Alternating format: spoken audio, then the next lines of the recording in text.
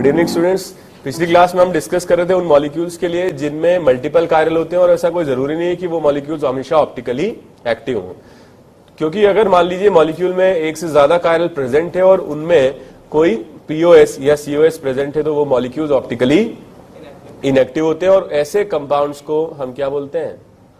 Meso compounds. ठीक है, so meso compounds are optically inactive compounds with the presence of POS और COS and also chiral atoms. ठीक है, यहां तक करा दिया था आपको। उसके बाद हमने डिस्कस किया था कि मॉलिक्यूल्स के बीच में रिलेशनशिप कैसे हम बताते हैं, रिलेशनशिप बिटवीन मॉलिक्यूल्स, ये हमने डिस्कस किया था। ठीक है, तो आगे हम लोग पढ़ते हैं काउंटिंग ऑफ ऑप्टिकल आइसोमर्स।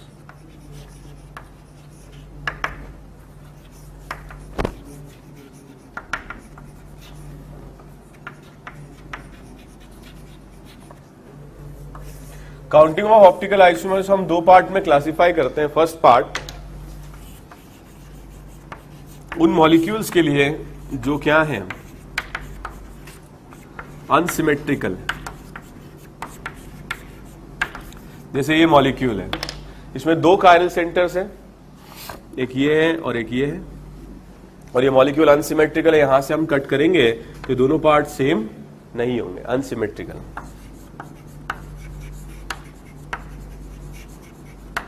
तो जो मॉलिक्यूल्स अनसिमेट्रिकल होते हैं उनके लिए जब हम फिशर प्रोजेक्शन बनाते हैं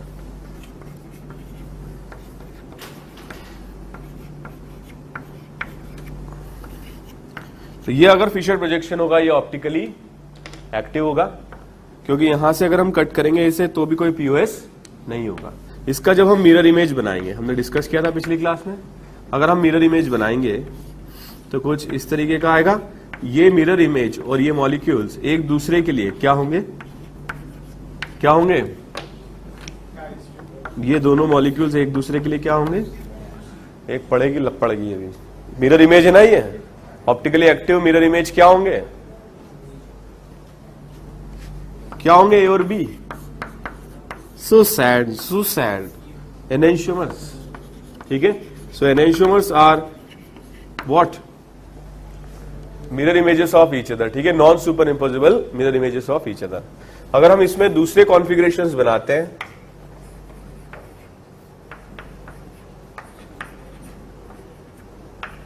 तो ये जो मॉलिक्यूल है ये भी ऑप्टिकली एक्टिव होगा और इसकी मिरर इमेज का इसके साथ क्या रिलेशन होगा? ये क्लोजर बनेगा, ये दूर बनेगा, क्लोजर बनेगा, ये दूर बनेगा। इसका इसके साथ क्या रिलेशन होगा? सी का डी के साथ क्या रिलेशन होगा? सी का डी के साथ ये डायस्टेरियोमर्स होंगे। ये भी तो non super impossible mirror images हैं, तो क्या होंगे? ये एनेंशियोमर्स।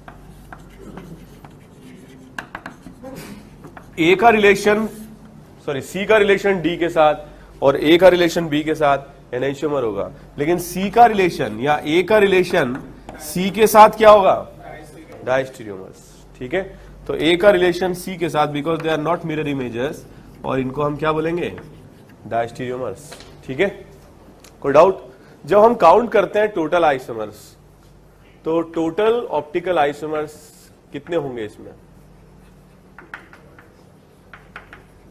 टोटल ऑप्टिकल आइसोमर्स कितने होंगे? ये जो हमने लिखा है ये सब कैसे लिखा है? हमारे पास दो लोकेशंस हैं। पहली लोकेशन आर कॉन्फ़िगरेशन ऑक्यूपाई कर सकती है, दूसरी लोकेशन भी आर कॉन्फ़िगरेशन ऑक्यूपाई कर सकती है। जब मिरर इमेज लेंगे तो ये हो जाएगा एस और इसकी क्या हो जाएगी? एस। ठीक है, सिमिलरली पहली लोकेशन आर कॉन्फ़िगरेशन, दूसरी कायरल एटम एस, तो इसका मिरर इमेज हो जाएगा एस और आर। तो इसका रिलेशन ए का बी के साथ एनेंशियोमर होगा और रिलेशन सी का डी के साथ क्या होगा? डायस्टेरियोमर। कोई डाउट? लेकिन सॉरी, सी का डी के साथ एनेंशियोमर, तो ए का रिलेशन सी के साथ क्या होगा? डायस्टेरियोमर। लेकिन टोटल कितने बने? 4 बने। 4 कैसे आया? पहली लोकेशन हम दो तरीके से फिल कर सकते हैं, दूसरी लोकेशन भी हम दो तरीके से फिल कर सकते हैं। ठीक है, तो टोटल कितना हो जाएगा? 2 की पावर 2। क्या है 2? Number of chiral centers. ठीक है, तो यहां पर हम लिखेंगे 2 की power n, where n will represent number of chiral centers. मगर this formula is applicable only when the molecule is unsymmetrical. और ऐसे में टोटल कितने बन रहे हैं, 2 की पावर n, तो पेयर कितनी बनेगी एनहाइसोमर पेयर? 2 बनेंगी, या हम ऐसे भी लिख सकते हैं 2 की पावर n-1, ठीक है। और सारे के सारे ही क्या होंगे, ऑप्टिकली एक्टिव, एक भी मीजो कंपाउंड इसमें डेवलप नहीं हो सकता है, ठीक है। इस मॉलिक्यूलर फॉर्मूला के करस्पॉन्डिंग कोई भी मीजो कंपाउंड नहीं होगा, ठीक है, नोट कर लीजिए इसको।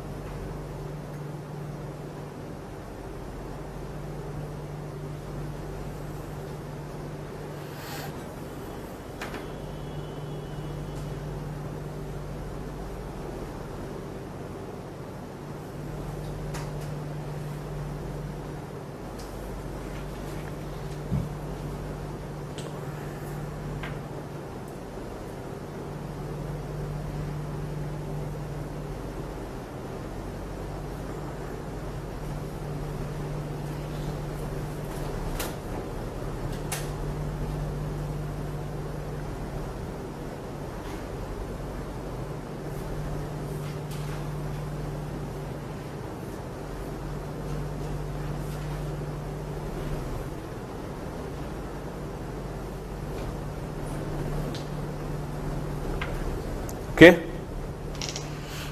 जैसे इस मॉलिक्यूल की अगर अपन बात करें तो फिशर प्रोजेक्शन हम इस तरह से बना सकते हैं, एक जिसमें सिमेट्री है।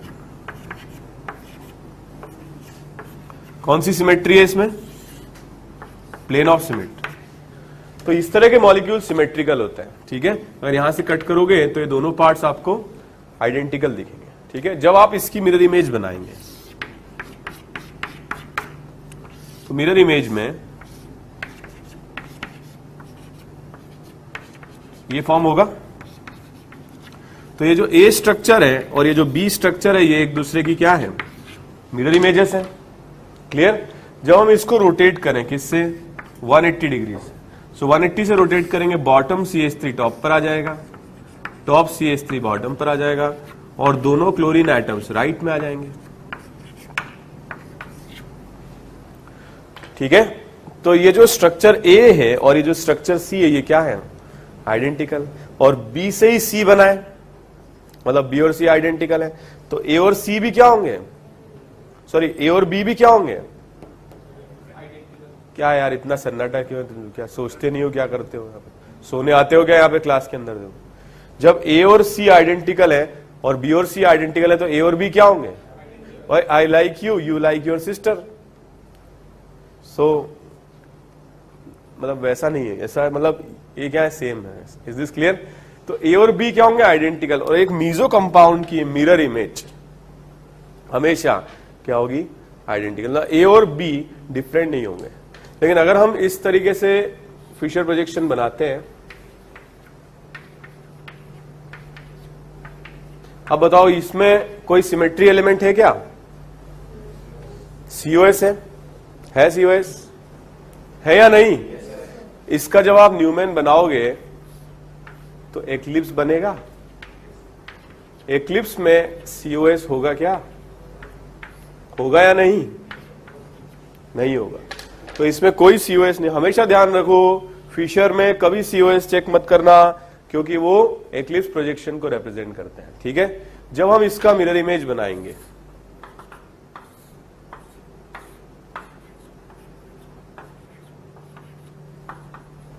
तो ये दोनों जो फॉर्म्स होंगे, कौन से, D और E, ये एक दूसरे की मिरर इमेज है, ऑप्टिकली एक्टिव है, तो इन दोनों में क्या रिलेशन होगा? एनाइंशोमर्स। तो जितने हमने अनसिमेट्रिकल में देखे थे उतने तो नहीं बने हैं, लेकिन D और E अलग हैं, लेकिन A अलग है, बट A और B सेम है। तो जब हम कैलकुलेट करते हैं टोटल आइसोमर्स ऐसे मॉलिक्यूल में जो सिमेट्रिकल है, ठीक है, तो हम कैलकुलेट करते हैं total optically active as 2 to the power n-1, where n represents number of chiral atoms या chiral centers। जैसे इसमें दो chiral centers हैं, so 2 to the power 2-1 और 2 दो ही ऑप्टिकली एक्टिव होंगे। ठीक है, मीजो कितने होंगे? 2 to the power n/2 -1। ठीक है, जैसे इसमें आप रखोगे दो chiral हैं, so 2/2 -1, 2 to the power 0, that is 1, only one meso। Clear? और टोटल कितने हो जाएंगे? Optically active plus optically inactive, total isomers बनेंगे। बट ये कब वैलिड रहेगा? जब n एक क्या है? Even number.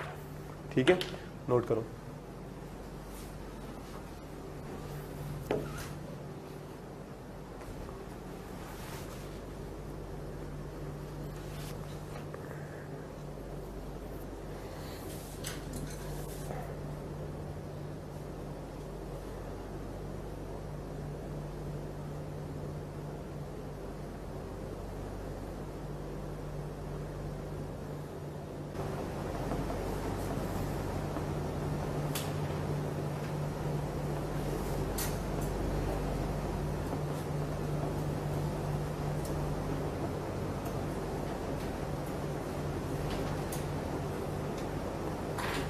ठीक है, अब अगर मान लीजिए कि मॉलिक्यूल कुछ इस तरीके के हैं जिसमें odd number of chiral atoms हैं और वो सिमेट्रिकल भी हैं।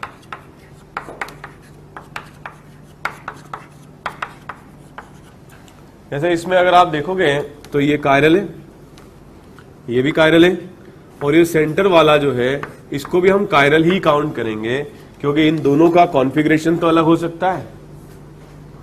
स्ट्रक्चरल फॉर्मूला तो सेम है, लेकिन अगर एक R हो जाए एक S हो जाए तो कायरल होगा, और ऐसे कायरल एटम्स को हम बोलते हैं सूडो कायरल एटम्स। ठीक है, तो ये क्या होगा? Pseudo chiral atom.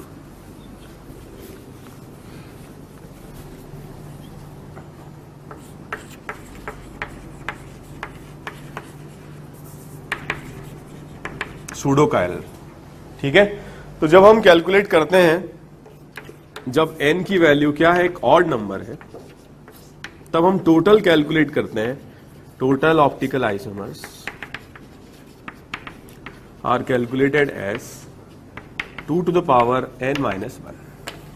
ठीक है, तब हम कैलकुलेट करते हैं meso compounds as 2 to the power n divided by 2 -1, sorry 2 to the power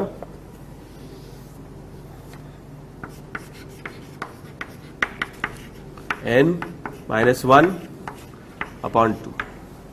okay, और टोटल ऑप्टिकली एक्टिव हो जाएंगे, ऑप्टिकली एक्टिव हो जाएंगे टोटल आइसोमर्स में से मीजो कंपाउंड को हम माइनस कर लें, ये हो जाएंगे optically active. Any doubt?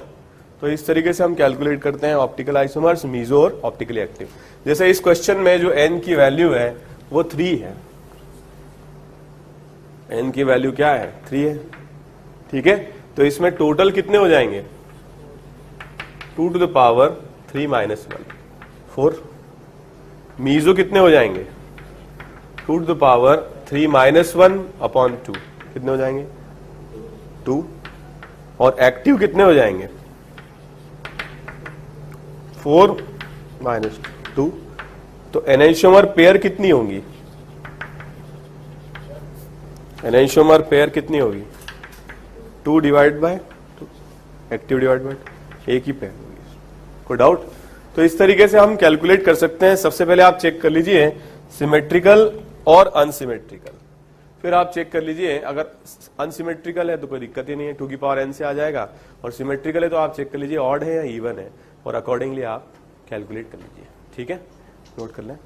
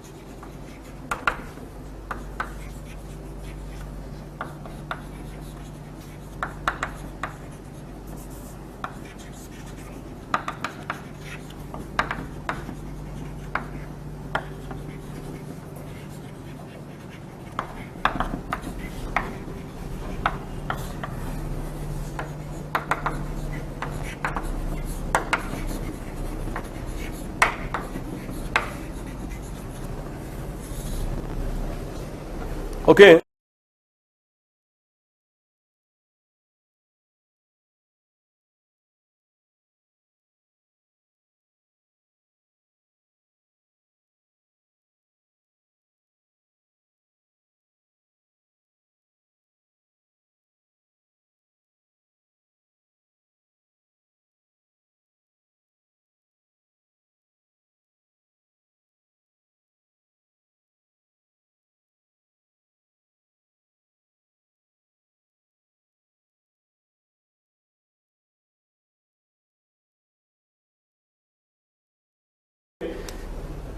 Let's summarise this. ठीक है, जैसे अगर मॉलिक्यूल अनसिमेट्रिकल है और n रिप्रेजेंट कर रहा है नंबर ऑफ कायरल एटम्स, तो ऑप्टिकली एक्टिव हो जाएंगे 2 की पावर n, मीजो होंगे नहीं, टोटली ऑप्टिकली एक्टिव होंगे, और एनेंशियोमर पेयर हो जाएगी 2 की पावर n माइनस 1। ठीक है, लेकिन अगर मॉलिक्यूल सिमेट्रिकल है तो फिर दो केसेस बनते हैं, n एक इवन नंबर है या n क्या है, एक ऑड नंबर है। अगर n इवन नंबर है, ठीक है, तो हम ये कैलकुलेट कर सकते हैं टोटल ऑप्टिकली एक्टिव 2 की power n minus 1, meso as 2 to the power n divided by 2 minus 1, और टोटल हो जाएंगे इन दोनों का सम, और एनेंशियोमर पेयर बनेंगी ऑप्टिकली एक्टिव, ठीक है, 2 की पावर n माइनस 2। लेकिन अगर ऑड है तो टोटल हम कैलकुलेट कर सकते हैं 2 की power n minus 1। Okay, optically meso calculate हो जाएंगे 2 की power n minus 1 by 2, optically active calculate होंगे 2 की पावर n माइनस 1 माइनस 2 की पावर n माइनस 1 बाई 2, और एनेंशियोमर पेयर कितनी हो जाएंगी, ऑप्टिकली एक्टिव मान लो ये आ रहा है, इसकी वैल्यू आती है अल्फा, तो पेयर हो जाएंगे अल्फा डिवाइडेड बाय। ठीक है, नोट कर लीजिए इसका।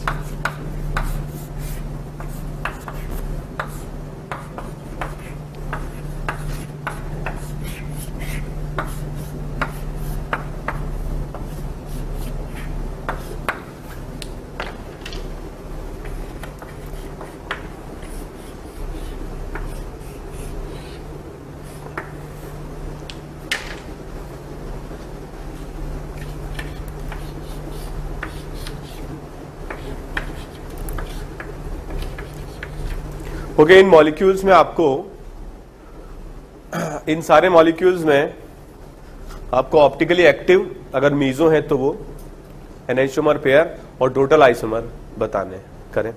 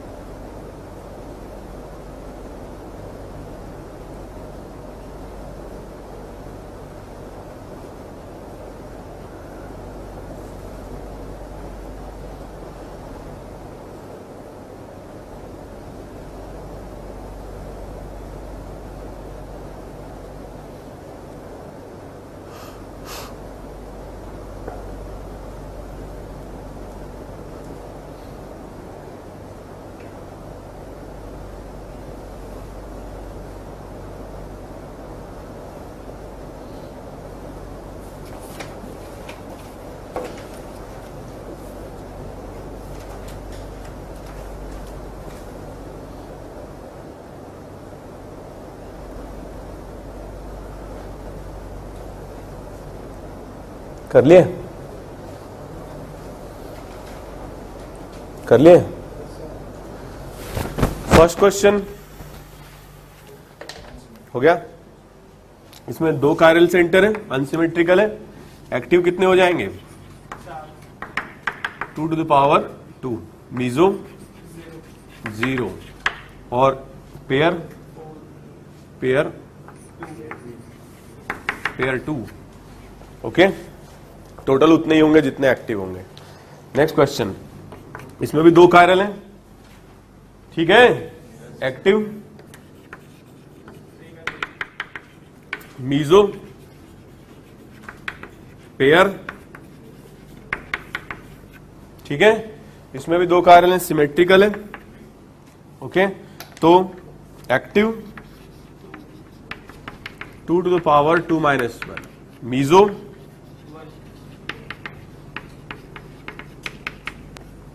और pair. Okay, next question, fourth, इसमें बताओ ये कायरल, ये कायरल, ये कायरल, ये कायरल, 4 कायरल है। Active 2 to the power 4, meso 0, pair 2 की पावर 4 minus 1, 2 की पावर 3। ओके, इसमें देखिए 2 कायरल है, सिमेट्रिकल, एक्टिव 2 की पावर 2 की पावर 2 by 2 minus 1, सॉरी गलत लिख दिया मैंने, 2 to the power 2 minus 1, ठीक है। मीजो 0, फिर 1 और पेयर 1, ठीक है। इसमें कायरल नहीं है ना, आंसर 2 की पावर 0 1, ये अकेला तो है, ठीक है। नेक्स्ट, इसमें कितने हैं, 2 कायरल, सो एक्टिव 2 की पावर 2, मीजो 0, पेयर 2 की पावर 1, ठीक है। नेक्स्ट क्वेश्चन, इसमें 2 कायरल है, ठीक है, एक्टिव 2 की पावर 2, मीजो 0, ठीक है। ओके, नेक्स्ट क्वेश्चन, इसमें 1 कायरल है, तो एक्टिव 2 की पावर 1, ठीक है, ठीक है, समझ में आ रहा है। इसमें एक, इसको ये आप इग्नोर नहीं कर सकते, ये जो ग्रुप है इसमें भी चारों ग्रुप्स, लोन पेयर H, ये और ये डिफरेंट है, ये भी कायरल, ठीक है, और ये भी कायरल है।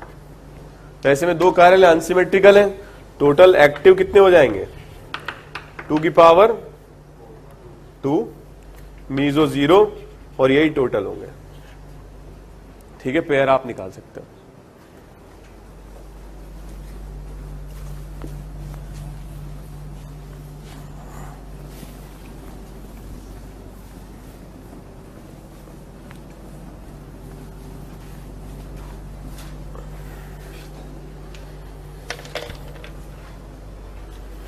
ओके, ठीक है। तो नेक्स्ट हम डिस्कस करते हैं स्टीरियो सेंटर। स्टीरियो सेंटर क्या होता है? स्टीरियो सेंटर किसी भी मॉलिक्यूल में वो एटम जिसके अबाउट 2 ग्रुप्स को एक्सचेंज करने पर नया स्टीरियो आइसोमर बनता है, वो स्टीरियो सेंटर कहलाता है। फॉर एग्जाम्पल, अगर हमारे पास ये मॉलिक्यूल है जिसमें ये 2 ग्रुप्स जुड़े हुए हैं, तो अगर इसको हमने क्या करा, एक्सचेंज करा, तो एक्सचेंज करने पर ये नया मॉलिक्यूल बनेगा। अब ये जो नया मॉलिक्यूल है, इसका ओल्ड मॉलिक्यूल के साथ जो रिलेशन होगा वो क्या होगा, डायस्टीरियोमर या स्टीरियो आइसोमर होगा।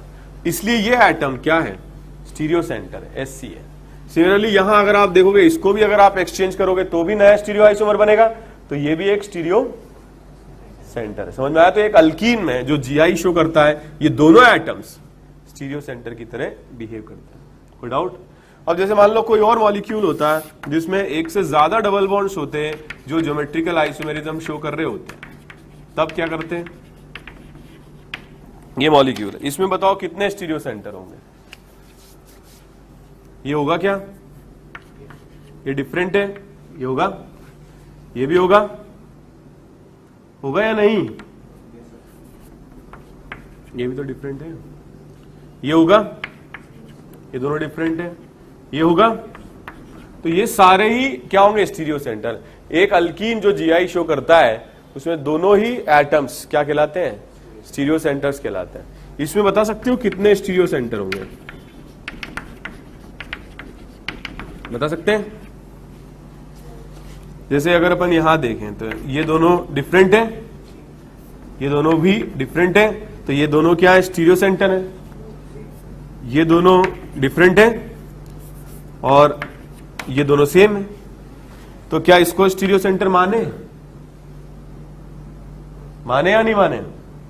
अरे कुछ तो बोलो, माने कि नहीं माने? इसको तुम चेंज करोगे तो ज्योमेट्रिकल आइसोमर बनेगा क्या?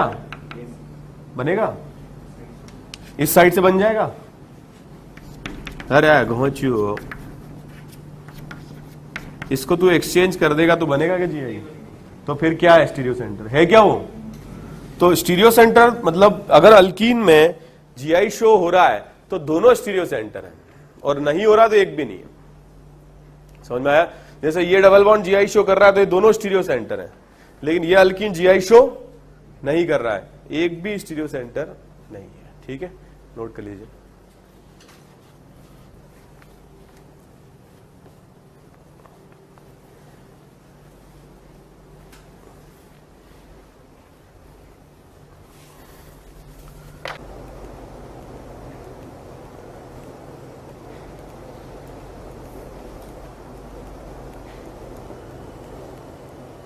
लिख लिया?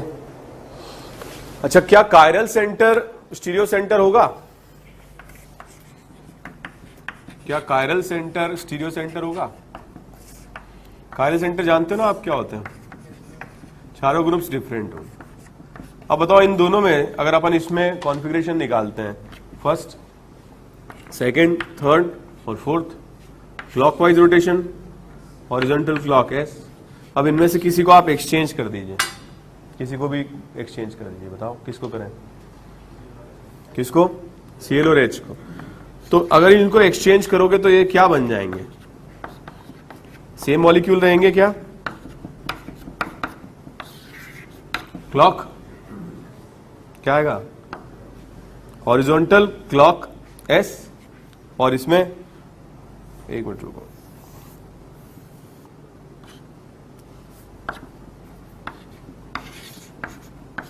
आर। तो इन दोनों में क्या रिलेशन है? एनैंशियोमर से। स्टीरियो आइसोमर है, तो ये कायरल सेंटर भी एक तरीके से क्या होता है?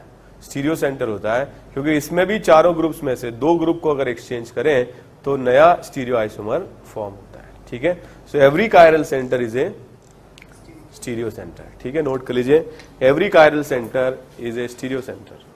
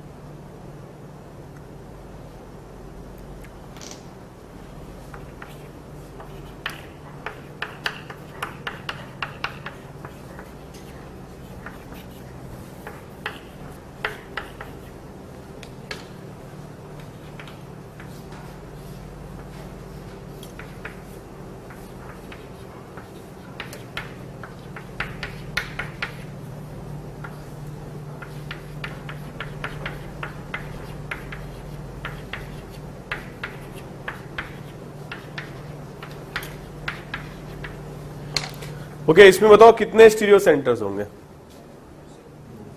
कौन कौन से? ये वाला होगा, होगा या नहीं? और ये भी होगा। ठीक है, इसमें कितने स्टीरियो सेंटर होंगे? अगर आप इसको कंसीडर करोगे तो एक्सचेंज करोगे नया ग्रुप बनेगा, इसको एक्सचेंज करोगे नया बनेगा, तो ये दोनों क्या होंगे? Stereo centres. ठीक है, इसमें बताइए कितने स्टीरियो सेंटर्स होंगे? ये कायरल है और ये भी कायरल है, इसमें भी दो स्टीरियो सेंटर्स होंगे। ठीक है, नेक्स्ट क्वेश्चन। ठीक है, ये दोनों स्टीरियो सेंटर्स, ये दोनों स्टीरियो सेंटर्स और ये दोनों भी स्टीरियो। कितने हैं total? 6 stereo centres. Okay, note कर लीजिए।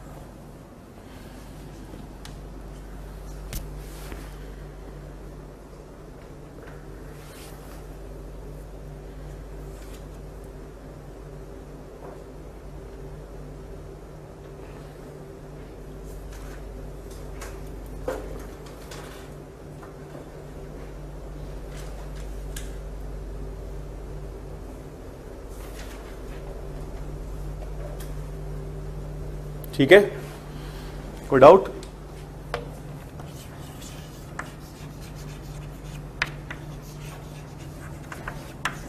स्टीरियोजेनिक सेंटर, स्टीरियोजेनिक सेंटर, दोनों बातें बिल्कुल अलग हैं। स्टीरियो सेंटर अलग है और स्टीरियोजेनिक अलग है। जैसे कि नाम से समझ में आ रहा है, स्टीरियोजेनिक मतलब which generates a pair of stereoisomers. ठीक है, तो ऐसा मॉलिक्यूल में कोई पॉइंट भी हो सकता है,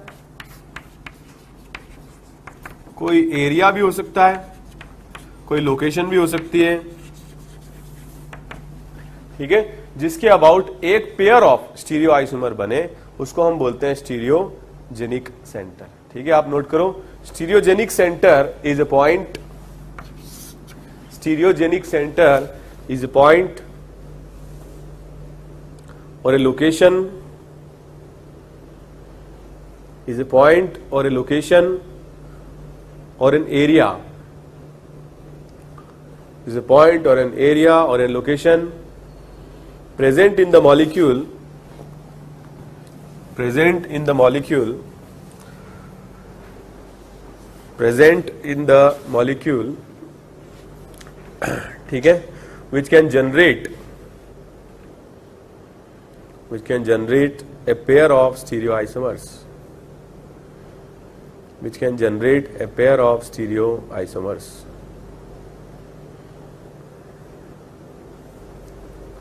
Okay, जैसे we can discuss about those double bonded system which are optically active, जैसे those double bonded system which can show geometrical isomerism। जैसे इसकी हम बात करते हैं, अगर A और B अनइक्वल हैं और C और D भी अनइक्वल है, तो ये GI शो करेगा, और GI शो करेगा तो एक पेयर बनेगा, या तो सिस ट्रांस बनेगा, या EZ बनेगा, या C90 बनेगा। ठीक है, लेकिन एक पेयर ऑफ स्टीरियो आइसोमर बनेंगे। जैसे इसमें अगर आप देखते हो तो ये पूरी जो लोकेशन है, कौन सी, ये वाली, ये एक पेयर बनाएगी। ठीक है, या तो सिस बनेगा या ट्रांस बनेगा, और या E बनेगा या क्या बनेगा, Z बनेगा। समझ में आया? तो ये पूरी लोकेशन क्या कहलाएगी, एक स्टीरियोजेनिक सेंटर। जबकि इसमें स्टीरियो सेंटर कितने हैं, दो है। दोनों की डेफिनेशन अलग अलग है। Stereo centre is a point about which if the groups are exchange it leads to formation of new stereo isomer, वो स्टीरियो सेंटर है। स्टीरियोजेनिक एक लोकेशन है जिसकी वजह से एक पेयर ऑफ स्टीरियो आइसोमर बन रहा है। समझ में आया? ठीक है, जैसे फॉर एग्जाम्पल अगर अपन देखें, इसमें कितने स्टीरियोजेनिक सेंटर्स हैं बताओ? एक तो ये है,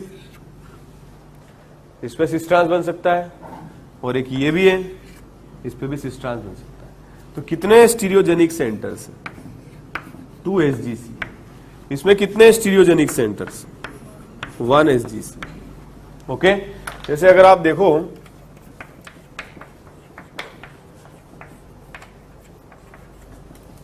इसमें कितने स्टीरियोजेनिक सेंटर्स? ये तो 3 बॉन्ड्स है ना, GI शो करेगा, यस और नो? ये भी प्लेन में आ जाएंगे ना, टर्मिनल ग्रुप्स हैं। इसमें कितने स्टीरियोजेनिक हैं? ये पूरा, ठीक है, 1 SGC स्टीरियोजेनिक सेंटर। कोई डाउट? समझ में आया? नोट कर लो उसको।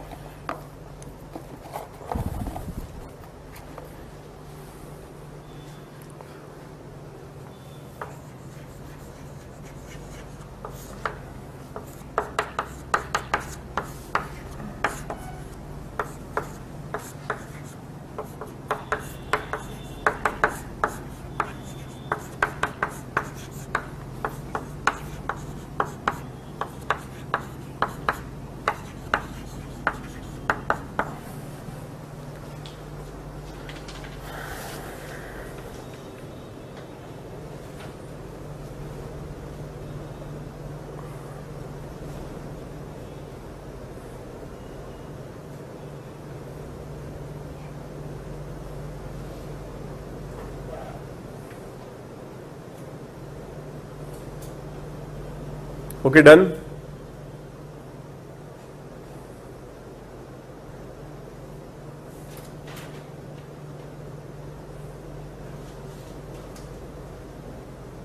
ओके। अब देखो जैसे इस मॉलिक्यूल में अगर अपन देखें तो 2 पाई बॉन्ड्स हैं, ठीक है, एडजेसेंट पोजीशन पर। तो अगर ए और बी डिफरेंट है और सी और डी डिफरेंट है तो ये एक्टिव होगा, ये डिस्कस कर चुके हैं। और ऐसे ग्रुप्स में क्या होता है, टर्मिनल ग्रुप्स सेम प्लेन में नहीं होते हैं। अगर ये प्लेनर है तो ये परपेंडिकुलर होंगे, तो ये ऑप्टिकली एक्टिव होगा। और ऑप्टिकली एक्टिव अगर होगा तो 2 फॉर्म इसमें बनेंगे, एक डेक्स्ट्रो और एक लीवो। समझ में आया? तो ये जो कॉम्बिनेशन है ये भी क्या बनाएगा, एक SGC। जरूरी नहीं है कि यार 2 पाई बॉन्ड्स हो, even number of pi bonds है एक साथ, 2 भी हो सकते हैं, 3 भी हो सकते हैं। 3 होंगे तो वो देख लिया ना हमने, और GI शो कर सकता है। 4 होंगे तो फिर से ऑप्टिकली एक्टिव होगा, और ऑप्टिकली एक्टिव होगा तो A not equal to B and C not equal to D। Optically active होगा तो कौन से फॉर्म में एग्जिस्ट करेगा, तो ये पूरी लोकेशन भी क्या कहलाएगी, 1SGC। क्लियर? नोट करो।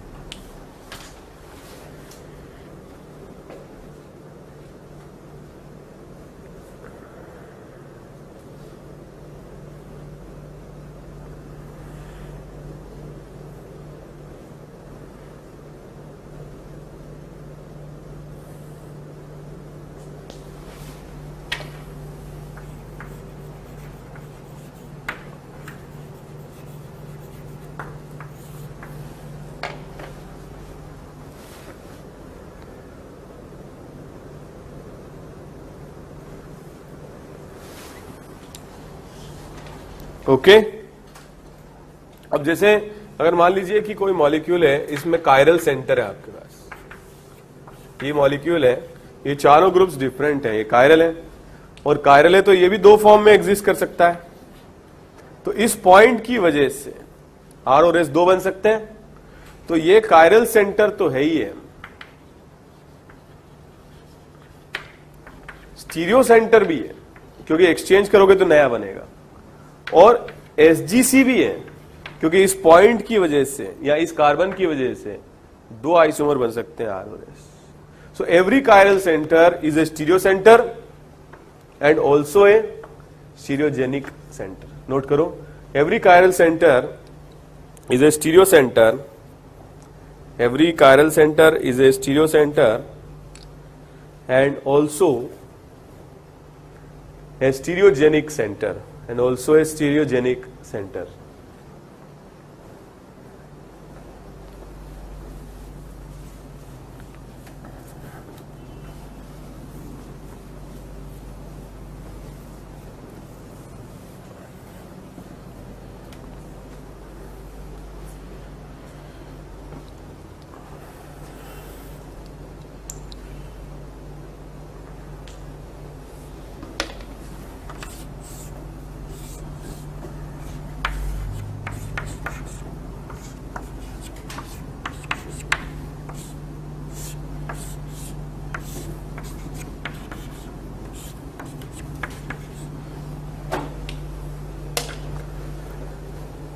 ओके। अब देखिए इस मॉलिक्यूल की बात करते हैं हम, इसमें कितने स्टीरियो सेंटर थे, स्टीरियो सेंटर कितने थे, एक ये वाला था और एक ये वाला था, 2 स्टीरियो सेंटर। स्टीरियोजेनिक सेंटर कितने होंगे बताओ? स्टीरियोजेनिक सेंटर अगर आप देखोगे तो ये पूरा कॉम्बिनेशन या तो सिस होगा या ट्रांस होगा, कायरल तो है ही नहीं ना इसमें, तो एक ही होगा स्टीरियोजेनिक सेंटर, क्योंकि इस पूरे कॉम्बिनेशन की वजह से 2 अब बन रहे हैं, एक सिस एक ट्रांस, मतलब एक ही पेयर बन पा रहा है, इसलिए इसको क्या मानेंगे, स्टीरियोजेनिक सेंटर। अब अगर इसकी बात करें हम, ये कायरल है, ये भी कायरल है, तो जब कायरल और ज्योमेट्रिकल एक साथ आ जाए, मतलब जिसकी वजह से वो कायरल है उसी की वजह से ज्योमेट्रिकल है, तो हम कायरल सेंटर को कंसीडर करें, क्योंकि ये क्या होगा, ये RS बनाएगा, ये क्या होगा, ये भी RS बनाएगा, तो 2 पेयर मिलेंगे हमें। समझ में आया? तो स्टीरियो सेंटर हमें कितने मिलेंगे इसमें, 2, और स्टीरियोजेनिक सेंटर भी कितने मिलेंगे, समझ में आया? यहां पे हमने 1 क्यों काउंट किया, because they were not chiral centres. यहां पे हमने 2 क्यों काउंट किया, because they are showing geometrical, that is one thing, but they are also chiral atoms, so every chiral atom should be counted as stereogenic centre. समझ गए? Clear है? जैसे for example इस मॉलिक्यूल में कितने स्टीरियो सेंटर्स होंगे? Stereo centres कितने होंगे? कुछ तो बोलो। सुनने आते हो क्या तुम? कथा चल रही है यहाँ पे, बोलने की मनाही नहीं है। स्टीरियो सेंटर्स कितने होंगे? दो। स्टीरियोजेनिक सेंटर्स कितने होंगे? दो होंगे ना, ये दोनों कायरल सेंटर है। ठीक है, जैसे इस मॉलिक्यूल में अगर अपन बात करें, स्टीरियो सेंटर्स कितने होंगे? दो। एक ये पॉइंट होगा, एक ये पॉइंट। स्टीरियोजेनिक सेंटर्स कितने होंगे? जब पेयर बन ही रहा है तो जीरो कैसे हो सकते हैं? वन होगा ना, ज्योमेट्रिकल तो शो करेगा ही है। इसको आप एक डबल बॉन्ड की तरह भी कंसीडर कर सकते हो। तो स्टीरियोजेनिक सेंटर होंगे। ठीक है, नोट कर लीजिए। तो कमजोर हो तुम यार।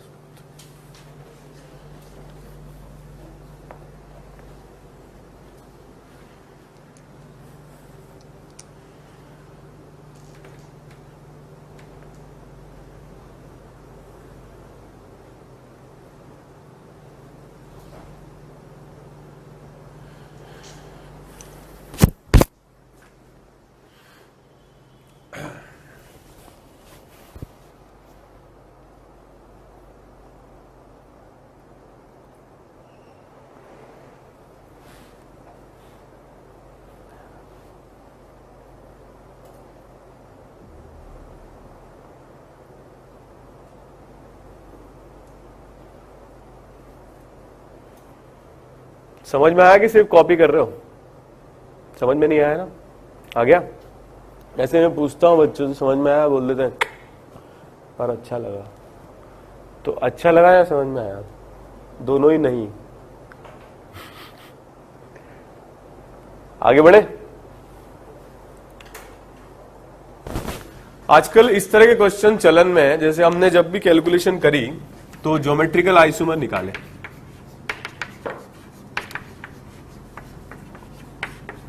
अब ऐसे मॉलिक्यूल हैं जिसमें ज्योमेट्रिकल तो ये शो कर सकता है और कायरल सेंटर है जिसकी वजह से ऑप्टिकल भी हो सकता है। तो ask this type of question, how many geometrical isomers are can be formed by this molecular formula, is a funny question. How many optical isomers can be formed is more funny question. Okay, we can generalize this as stereoisomers. So we will not count them as geometrical isomer or optical isomer, but we will count them as stereoisomers. Okay, तो stereoisomer जब हम count करते हैं तो हम n निकालते हैं और इस बार n कायरल सेंटर या डबल बॉन्ड शोइंग GI नहीं है, क्या है? SGC या number of stereogenic centers. Number of stereogenic center. Okay, clear. Case A है उस तरह का केस जो क्या है? अनसिमेट्रिकल. सो अनसिमेट्रिकल के केस में total stereoisomer can be calculated as 2 to the power n, where n represents stereogenic center. ठीक है, तो अनसिमेट्रिकल के केस में it will be counted as 2 to the power n. ठीक है. Case be symmetrical है तो क्या होगा?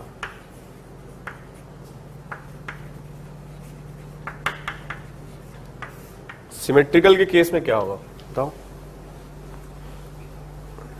सिमेट्रिकल के केस में हम टोटल स्टीरियो आइसोमर्स, ये क्वेश्चन आईआईटी में आ चुका है इस तरह का, एक बार आया था एक क्वेश्चन.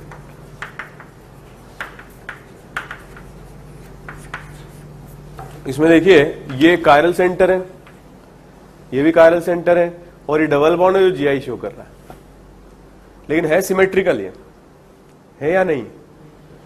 बीच में से कट करेंगे सेम आएगा. तो हम टोटल स्टीरियो आइसोमर्स कैलकुलेट करते हैं 2 की पावर n-1 plus 2 की power p, where p is n divided by 2 minus 1 when n is an even number. and p is n minus 1/2 when n is odd number. तो odd है तो ये use करेंगे, even is odd number. तो odd है तो ये use करेंगे, even है तो ये यूज करेंगे. अगर आप odd में ये करोगे तो अपने आप ही गलत आ जाएगा, तो फ्रैक्शन आ जाएगा ना, वो तो पॉसिबल ही नहीं है. नोट कर लीजिए इसको.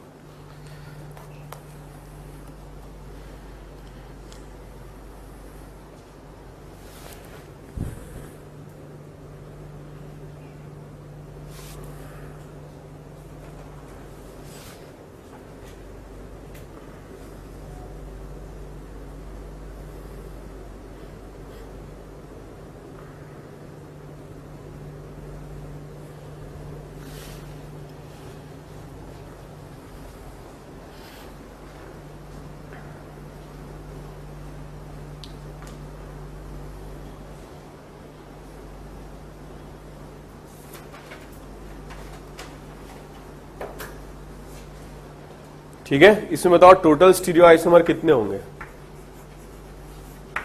2 की पावर 3 -1 प्लस 2 की पावर 3 -1 अपॉन 2.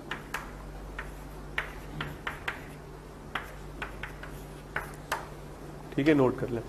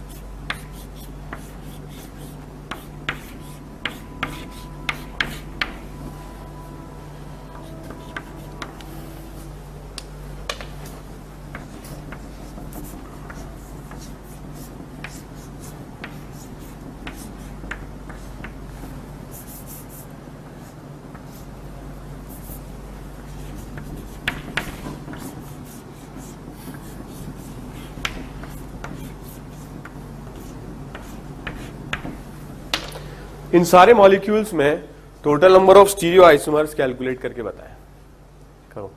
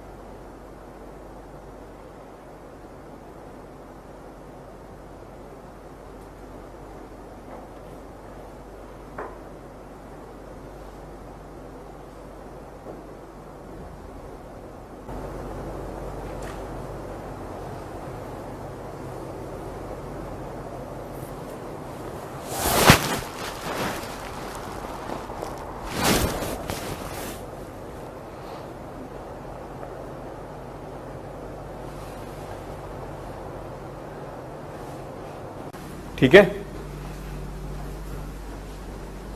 इसमें कितने कायरल सेंटर्स हैं और एक ये भी जीआई शो करेगा, तो नंबर ऑफ एसजीसी हो जाएंगे 4.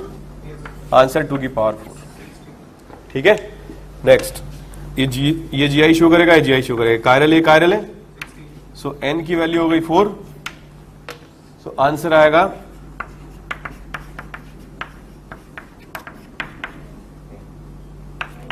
क्योंकि इसमें सिमेट्री है. अच्छा तो खैर है ही, मैं कह रहा था ये भी कायरल है, ये भी कायरल है, ये जीआई शो करेगा, ये जीआई शो करेगा, जीआई शो करेगा. एन की वैल्यू क्या है? 5. तो आंसर आएगा 2 की पावर 5. ठीक है, नेक्स्ट क्वेश्चन. इसमें 2 कायरल है, आंसर आएगा 2 की पावर 2. ठीक है, इसमें ये जीआई शो करेगा, ये कायरल है, ये कायरल है, आंसर आएगा 2 की पावर 3. ओके, कोई दिक्कत तो नहीं है? हाँ जी, थर्ड वाला ये कायरल समझ में नहीं आया कि कैसे है? अच्छा, तो जी सवाल ये उठा कि कायरल कैसे है। एक तो होगा यहां पर H, एक ये ग्रुप, ये दोनों तो अलग हैं। इस तरफ चलोगे तो Cl ये अलग है, इस तरफ चलोगे तो अलग है। ओके, तो आज हमने डिस्कस किया स्टीरियो सेंटर, स्टीरियोजेनिक सेंटर, और उसके बेसिस पर आजकल जो क्वेश्चन मतलब आ रहे हैं वो डायरेक्ट ऑप्टिकल पर या ज्योमेट्रिकल पर नहीं आ रहे हैं, मिक्सिंग आ रही है, ज्योमेट्रिकल एंड ऑप्टिकल बोथ। तो इस तरीके से आप कैलकुलेशन कर सकते हैं और टोटल स्टीरियो आइसोमर्स कैलकुलेट कर सकते हैं। उसके पहले हमने डिस्कस किया था टोटल ऑप्टिकल आइसोमर्स की कैलकुलेशन, ठीक है, सिमेट्री या अनसिमेट्री है उसके अकॉर्डिंग हम कैलकुलेट करते हैं। पिछली क्लास में हमने डिस्कस किया था रिलेशनशिप बिटवीन मॉलिक्यूल्स, एनांशियोमर्स या डायस्टीरियोमर्स, ठीक है। तो इस तरीके से ज्योमेट्रिकल आइसोमर मोर और लेस मैंने कंप्लीट करा दिया आपको। नेक्स्ट क्लास में मैं इसकी थ्योरी कंप्लीट कर दूंगा। ओके, फिर हम जीओसी स्टार्ट करेंगे। Thank you.